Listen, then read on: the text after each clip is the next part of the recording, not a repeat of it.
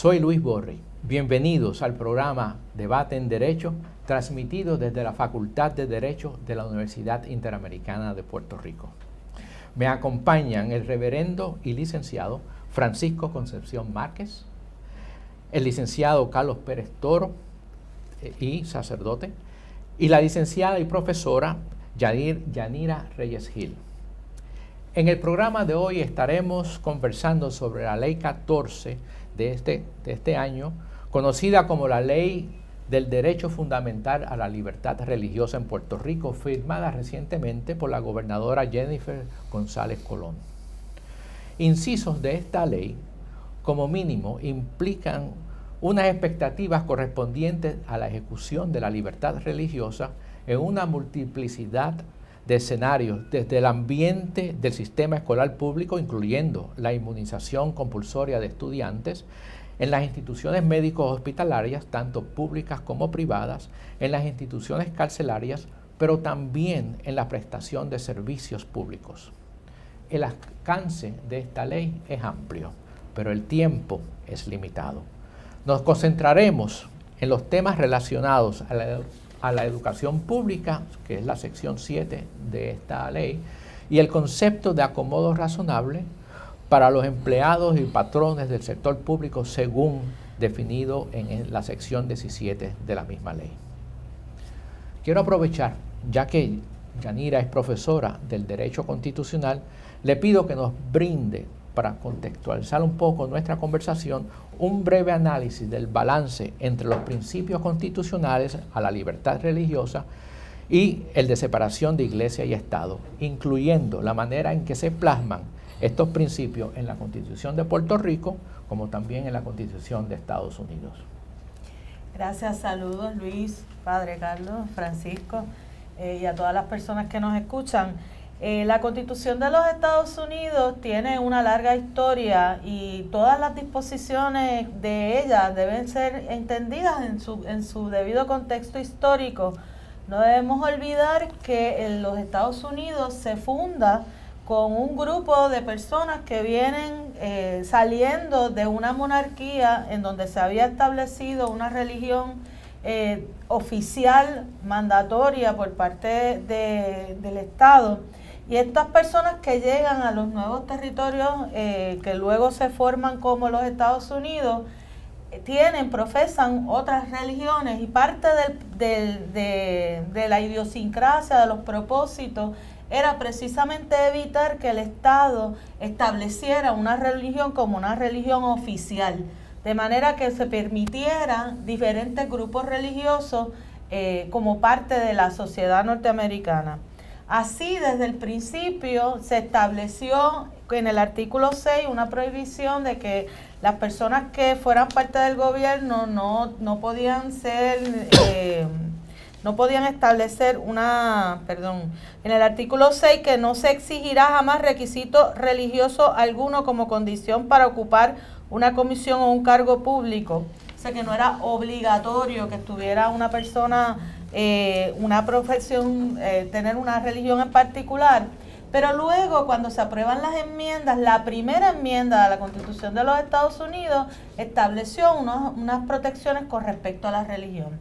Y quiero aclarar que esas protecciones son duales, ¿verdad? Hay una disposición que va dirigida al gobierno y otra que va dirigida a los ciudadanos.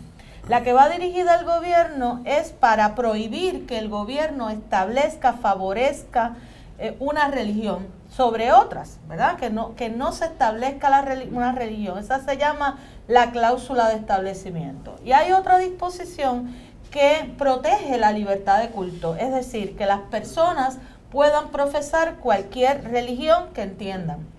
Quiero hacer hincapié de que cuando se habla de libertad de culto y cuando se habla de religión, se incluye cualquier religión, no solamente la religión cristiana. Y hago énfasis en eso porque muchas personas, claro, por nuestra cultura y nuestra tradición cristiana en nuestro país, piensan en la religión y solamente piensan en la religión cristiana, pero como sabemos hay multiplicidad de religiones.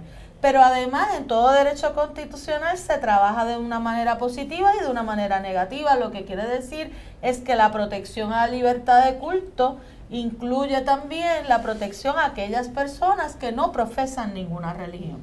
Así que eso está de esa manera incluido. La Constitución de Puerto Rico, que fue aprobada cientos de años después, en el 1952, va un poco más allá de las disposiciones que establece la Constitución de los Estados Unidos en esa primera enmienda.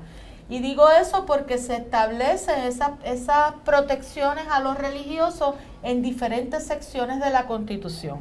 En la sección 1 del artículo 2 se establece que no puede haber discrimen y establece las categorías que se prohíbe el discrimen, incluyendo por ideas religiosas. En esa misma sección, en ese mismo artículo 2, en la sección 3, se establece la cláusula de que no podrá establecerse ninguna religión. Esa es la cláusula de establecimiento. Y en la misma sección 3 dice que no se prohibirá el libre ejercicio del culto. Así que ahí recoge esas dos disposiciones de la Constitución Federal. Sin embargo, va más allá porque dice habrá completa separación de iglesia y Estado. Eso no está en la Constitución Federal y de nuevo quiero hacer énfasis de que estas cláusulas de establecimiento y esta separación de la Iglesia y Estado se esgrimen y se establecen por primera vez en las constituciones precisamente para proteger las religiones diversas. Pero en nuestra Constitución también hay unas protecciones con respecto a la educación y plantea que la educación será libre y no sectaria, que no se podrán utilizar fondos ni propiedad pública para el sostenimiento de escuelas o instituciones que no sean las del Estado. Y además se establece que solo se dispondrán de propiedades y fondos públicos para fines públicos y para el sostenimiento y funcionamiento de las instituciones del Estado, lo que quiere decir que no se va a sostener escuelas privadas religiosas.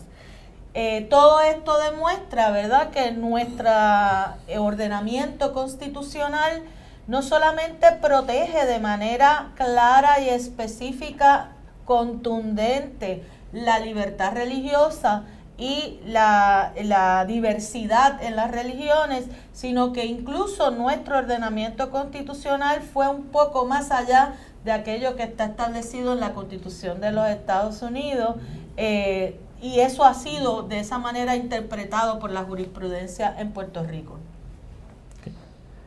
No sé si alguno quisiera atender antes de proceder al segundo tema. No, a mí me gustaría solamente enfatizar el hecho de que este principio de separación, completa separación de Iglesia y Estado, que no existe en la Constitución Federal y que la jurisprudencia federal no lo ha ido desconociendo, ¿verdad?, en el proceso que se ha ido desarrollando esa jurisprudencia, está diseñado, como dijo la profesora, para proteger la libertad religiosa.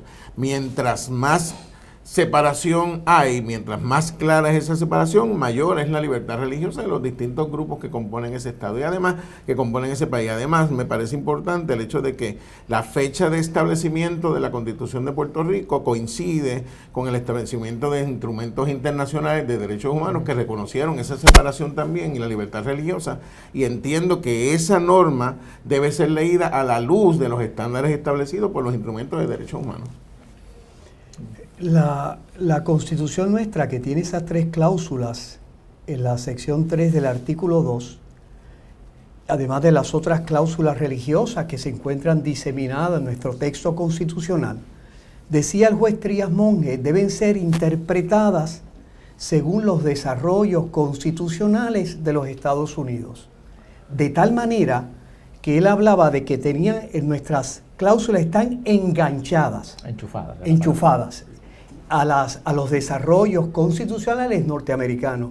Y es bien interesante que en el caso Díaz versus Nuestra Señora del Pilar, un colegio católico, el Tribunal Supremo de Puerto Rico dijo que hay que tener mucho cuidado cuando, queriendo dar más separación, se puede infringir la libertad religiosa, mantener ese equilibrio.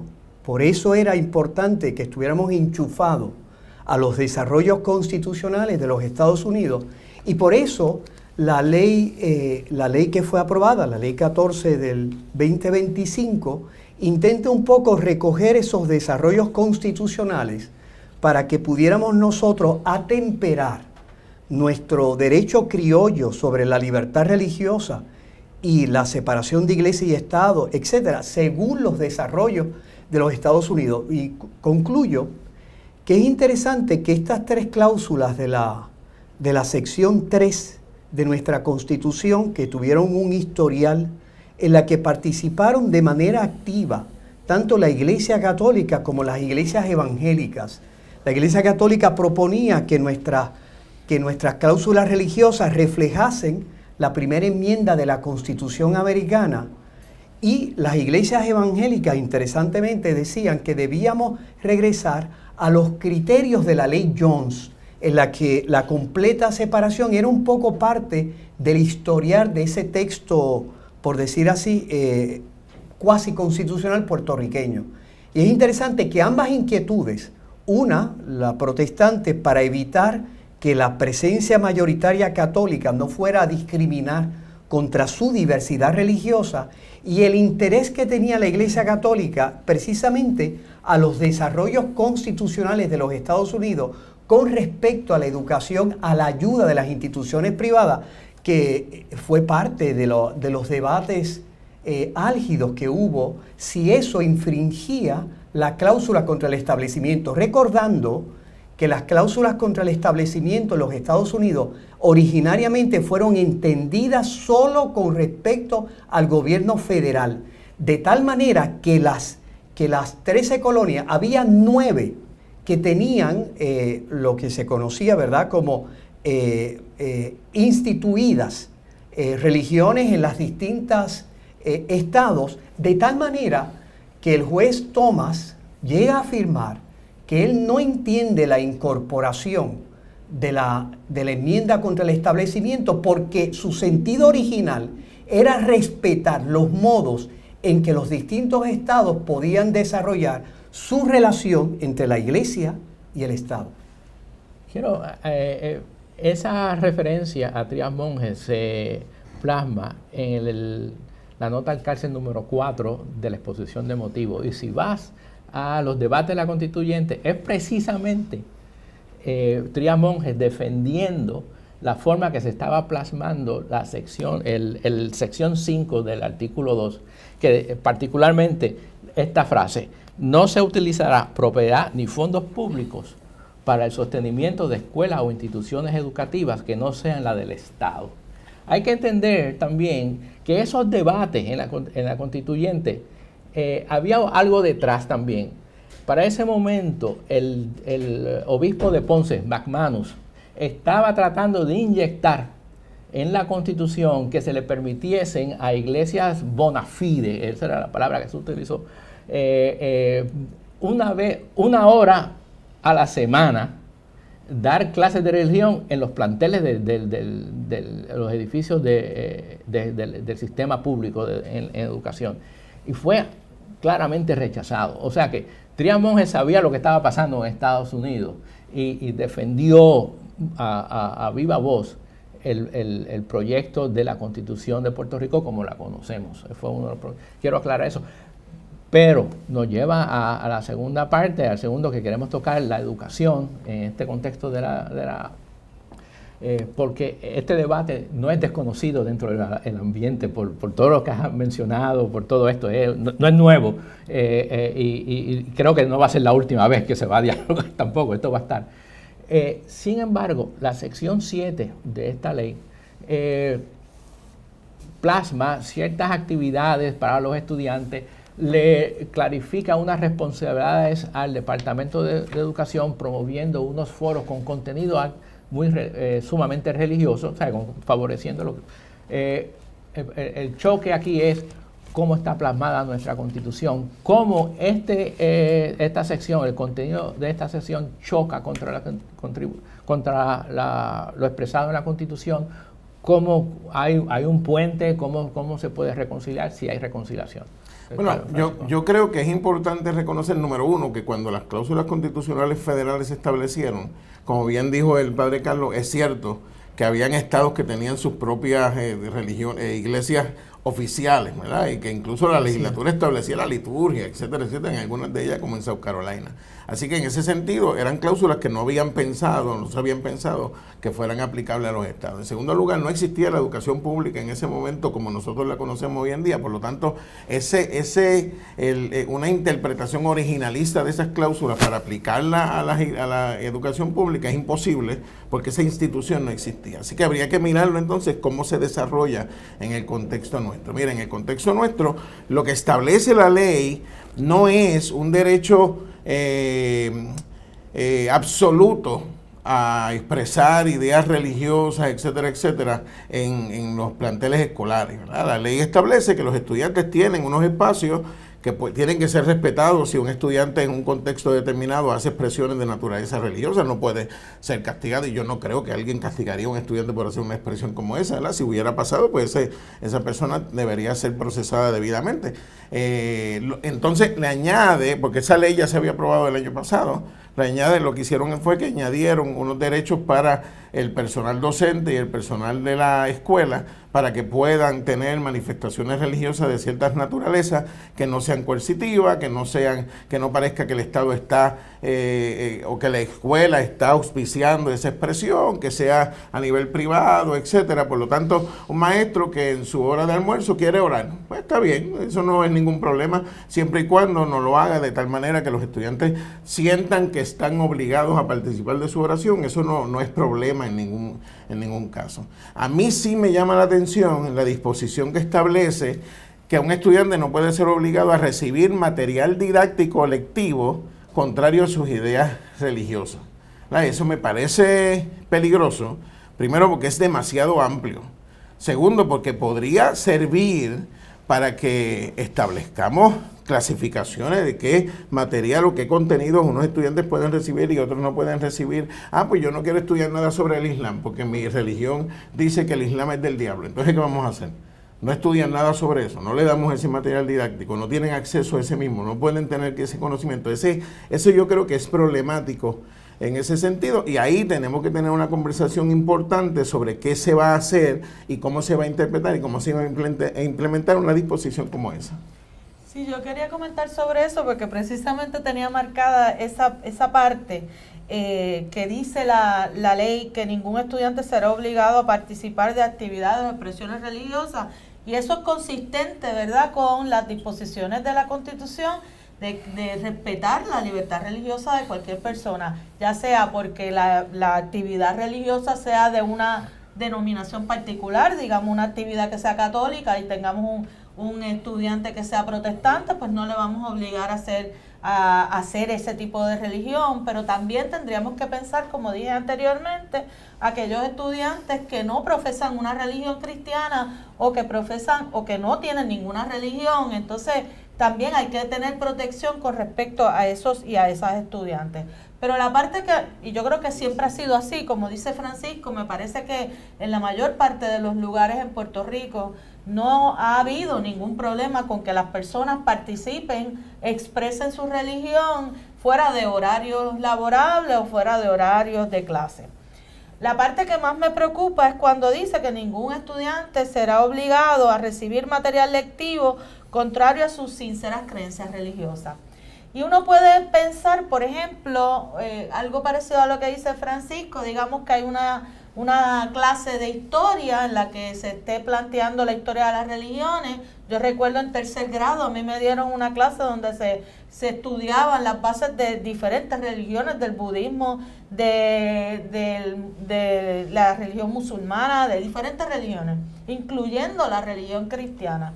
Pues una persona podría negarse, ¿verdad? Un estudiante, un padre o madre podría negarse a recibir, que su hijo o hija reciba esa lección. Pero de nuevo pongo yo a pensar, una persona atea, ¿verdad? Un padre o madre atea, se va a negar entonces a que reciba cualquier tipo de instrucción que tenga que ver con religiones. Pero además esto traspasa el asunto de la enseñanza sobre la religión en particular. Y hay un ejemplo que yo doy en mis clases de constitucional en un ejercicio porque ha surgido esta controversia en unos estados, y es, por ejemplo, estados en donde se ha prohibido enseñar la teoría de la evolución en las clases de ciencia.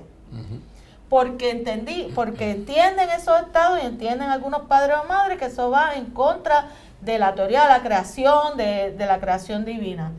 Y eso implicaría entonces en la práctica, como está diciendo el compañero, que tengamos unos estudiantes que reciban cierto tipo de educación versus otros estudiantes que reciban otro tipo de educación.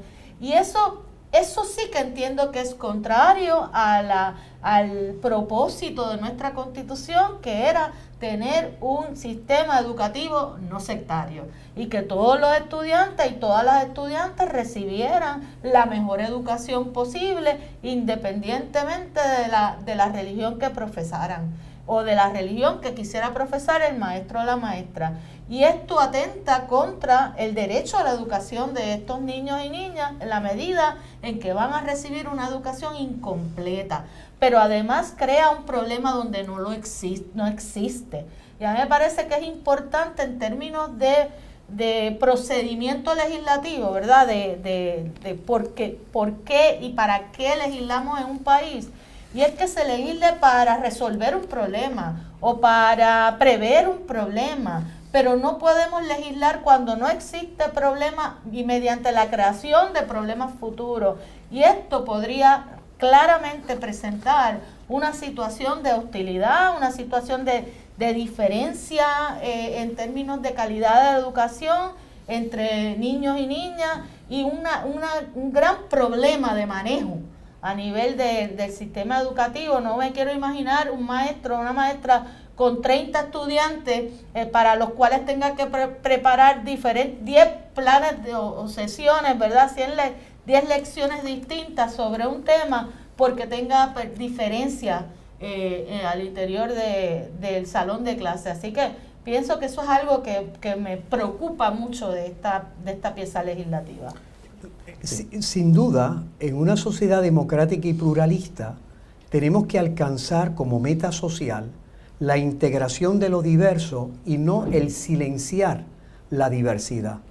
Eso implica, y por eso la ley intenta recoger dos principios que son fundamentales en un contexto de educación pública, porque no estamos hablando de una educación que se intenta imponer una opción ideológica, sino es una educación en la que todos, con su diversidad, puedan ser integrados. ¿Qué significa esto?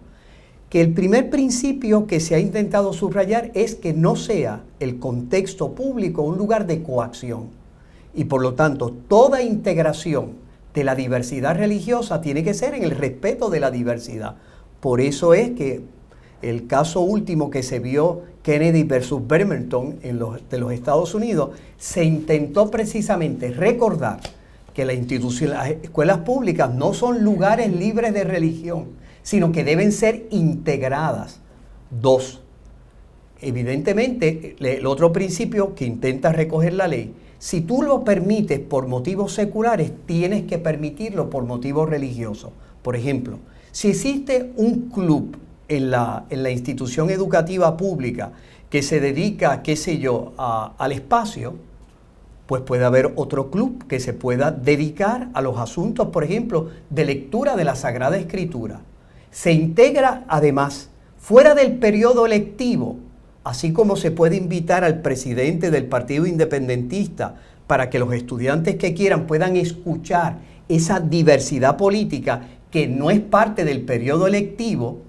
Así también se puede invitar a un pastor o un sacerdote o a Héctor de Father, que en Arecibo quiso ir a compartir con los jóvenes de lo que es su experiencia religiosa y cómo eso le ha ido haciendo a él descubrir un nuevo modo de ser humano. Evidentemente, la cotidianidad de la escuela pública, ¿sí ha habido dificultades? Claro que sí.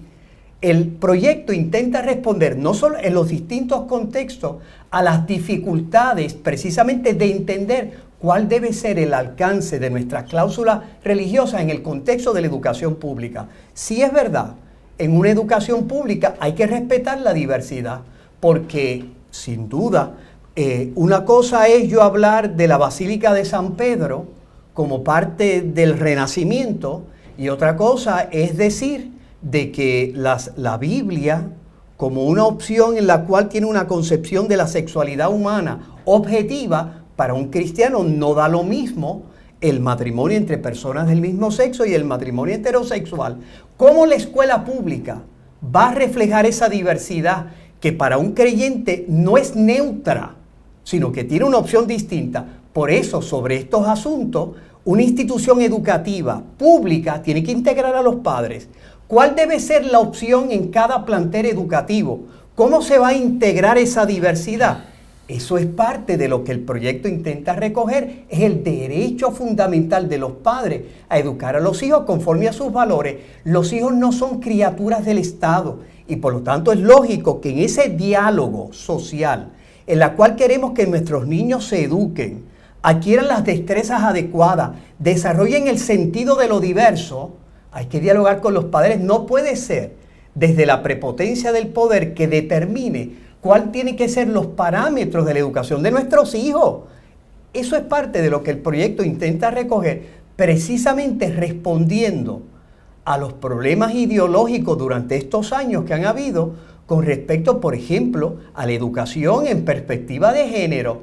¿Cómo nosotros respondemos al problema, por ejemplo, de la violencia social, que es un problema de la violencia contra la mujer, que se ha convertido en una pandemia? Lo tenemos que responder a través de valores universales, como se ha propuesto, o a través de utilizar la perspectiva de género para poder entender ese fenómeno.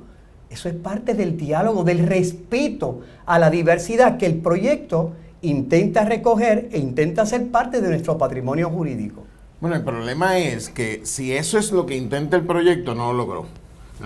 Esta última línea que dice que los estudiantes no pueden ser obligados a recibir material didáctico, lecciones, etcétera, etcétera, lectivos que vaya en contra de sus creencias, no abre la puerta ni para esa conversación, ni para ningún diálogo, etcétera. Sería mejor, hubiera sido mejor, y yo creo que hubiera sido más inteligente, coger esa disposición y ese diálogo que usted está mencionando y codificar o establecer unas normas más claramente delimitadas, porque de nuevo, esto se presta para muchos conflictos dentro de la escuela y yo creo que es innecesario. Vamos a hacer, a verlo objetivamente.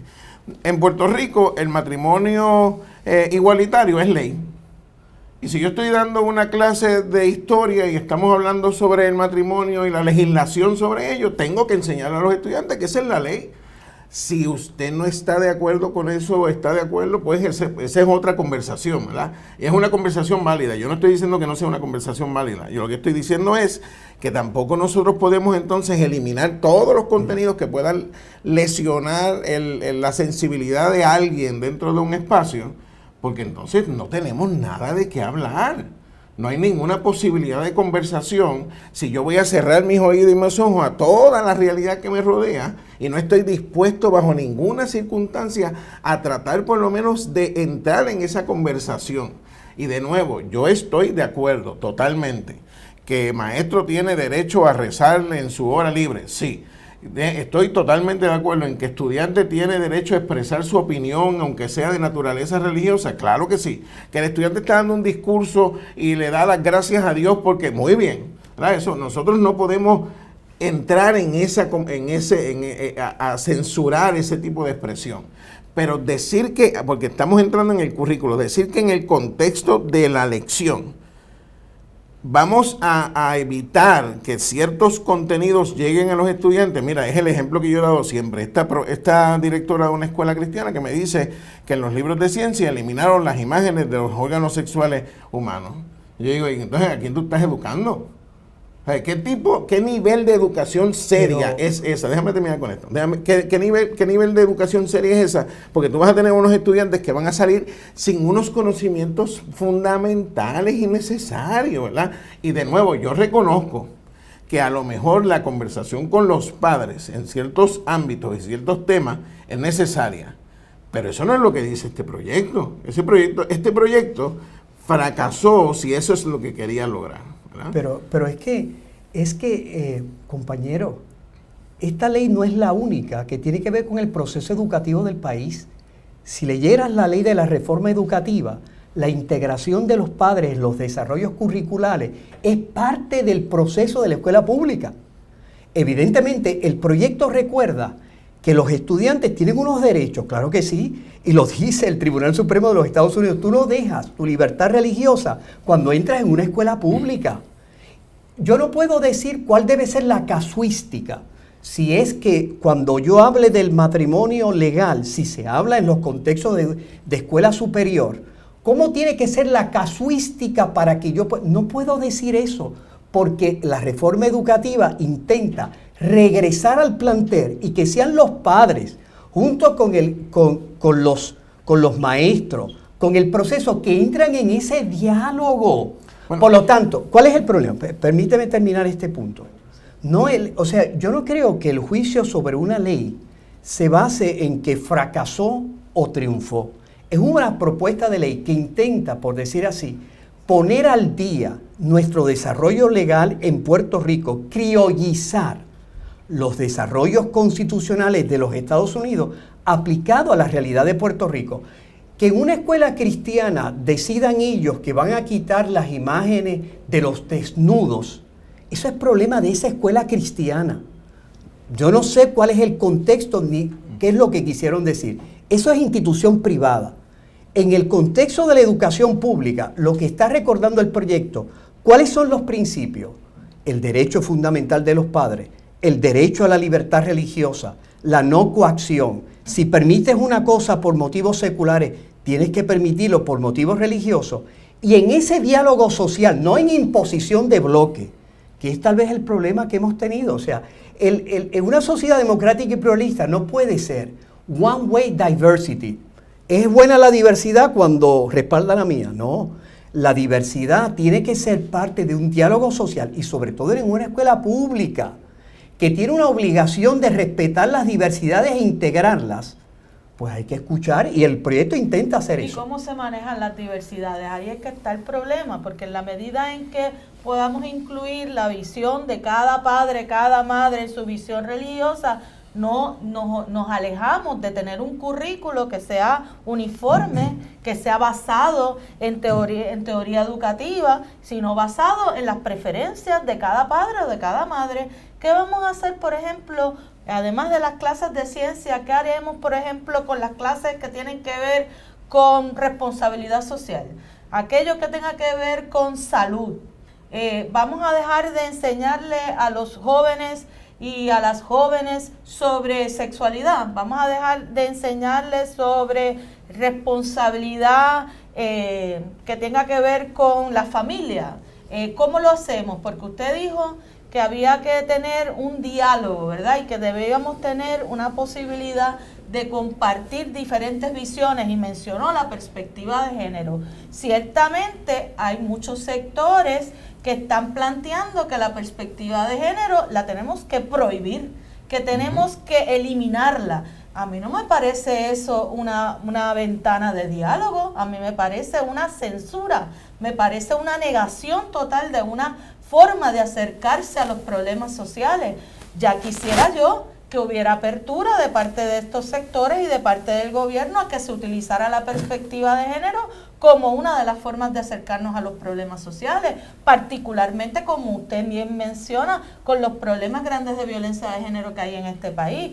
Pero lo que hemos recibido es todo lo contrario, es una negación total y una negación a esa diversidad a la que usted está haciendo referencia. Fíjese que no solamente desde el gobierno de los Estados Unidos se ha negado totalmente la diversidad, se ha prohibido que las instituciones y las escuelas tengan programas de diversidad, equidad e inclusión, sino que aquí al interior de nuestra legislatura tenemos legisladores y legisladoras que están tratando de perseguir incluso al Departamento de Educación para obligarles a negar esa diversidad. Así que yo quisiera que lo que usted está planteando fuera en realidad lo que se esté promulgando de parte del gobierno y que abracemos la diversidad como un elemento importante, como una meta para la forma de hacer, de tener nuestras relaciones sociales. Lo que pasa es que la diversidad tiene una especie de puente que se llama consenso. Evidentemente, no nos vamos a poner de acuerdo si la perspectiva de género contribuye o no al tema de la violencia doméstica o si es el instrumento adecuado para discernir los problemas sociales. Sí nos podemos poner de acuerdo en valores universales, sí tal vez nos podríamos poner de acuerdo para el control de la emotividad, porque el problema de pretender una sociedad o un consenso en la cual sea un bloque, en la cual todos pensemos iguales, no es así. Y evidentemente, parte del diálogo social que se tiene que dar en el contexto escolar, llegará un momento que alguien tiene que decidir. Evidentemente hay unos parámetros generales que el proyecto nos recuerda.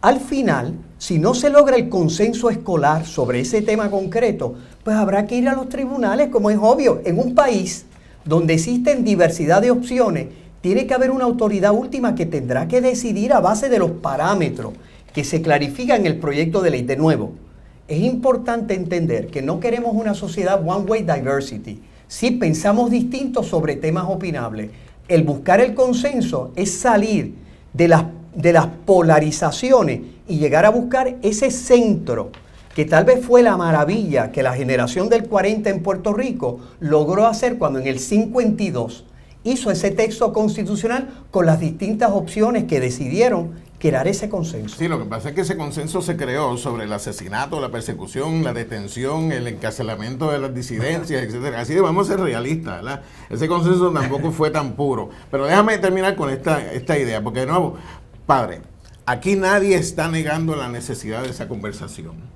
Nadie está negando la validez de la diversidad. Nadie está negando la necesidad de que el ámbito y el espacio religioso tenga reconocimiento en las escuelas. Lo que estamos diciendo es que este proyecto no logra fomentar esa conversación. Entonces, como ese es el proyecto que estamos discutiendo, no estamos discutiendo ningún otro proyecto, estamos discutiendo ese. Este proyecto no habla nada sobre ese diálogo, no habla nada sobre esa conversación con los padres, no habla nada sobre... Lo que dice es que los estudiantes no pueden ser obligados a recibir material didáctico o lectivo contrario a sus sinceras creencias religiosas, lo que sea que eso que significa, ¿verdad? Porque esa es otra discusión que incluso el proyecto no deja claro, ¿verdad? Y yo creo que en ese sentido, vuelvo y reafirmo, además esa última frase se la añadieron a esta versión, porque en el original no estaba, en el que se aprobó en el Senado no estaba, ¿verdad? Así que alguien le añadió eso acá en el proceso de aprobación en la Cámara. ¿Perdón? La última frase del material didáctico, del material lectivo, esa última no estaba en el original. Así que, de nuevo, yo creo en ese diálogo, yo creo en esa conversación, pero creo en una conversación que sea desde una perspectiva de claridad de cuáles son las reglas de juego y que establezcamos, como bien usted dice, una conversación, un diálogo que nos pueda llevar a establecer un espacio en el que todo el mundo, no unas voces sí, otras no, todo el mundo, no un consenso construido sobre la persecución, la destrucción y el encarcelamiento, todo el mundo pueda ser parte de esa conversación. Cuando eso lo logremos, y yo creo que podemos trabajar sobre eso, cuando eso lo logremos, ese proyecto habría sido exitoso, pero por ahora el proyecto no logra ese. Pero no es proyecto, es ley. Por eso o sea, es ley. Y sobre, peor todavía. Y sobre todo, es que las leyes no pueden ser vistas en el abstracto. El pretender que este proyecto resuelve todos los problemas sociales y no tomar en cuenta que es parte de un Estado de Derecho, entre ellos la ley de la reforma educativa, yo sí tengo más esperanza. Yo no creo que es sobre la sangre ni el atropello de los demás. Es tener la capacidad de escuchar que hay personas que piensan distinto sobre temas opinables y que la primera empatía es precisamente escuchar. Exacto. Tengo que intervenir un poco porque ya se nos está acabando el tiempo. Definitivamente amerita más conversación. Si hay algo positivo que podemos decir sobre esta nueva ley, es que ha tocado la necesidad de una conversación genuina entre todas las partes envueltas para poder echar esto hacia adelante. Si hay algo que podemos decir, la importancia que juega la educación pública en el desarrollo de un país. Con esto podemos concluir nuestro conversatorio del día de hoy. Muchas gracias y esperamos volvernos a encontrar para continuar porque se nos quedaron temas en el aire. Se nos quedaron varios temas. Muchas gracias de la Facultad de Derecho a todos los que nos han